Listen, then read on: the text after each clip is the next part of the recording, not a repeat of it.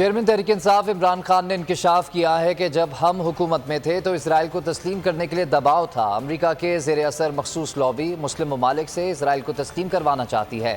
Digital media نمائندگان سے ملاقات کے دوران عمران خان نے کہا کہ انہیں پیغام بھیجا گیا کہ اپنے ملک کا سوچیں۔ پیغام کس کی طرف سے آیا تھا یہ نہیں بتا سکتا۔ یہ بھی واضح کیا کہ ملک ریاض سے کوئی گفتگو نہیں ہوئی، نہ ہی آصف علی زرداری سے رابطہ کیا۔ جب ہم حکومت میں تھے تو اسرائیل کو تسلیم کرنے کے لیے دباؤ ڈالا گیا، پیغام بھیجا گیا کہ اپنے ملک کا سوچیں۔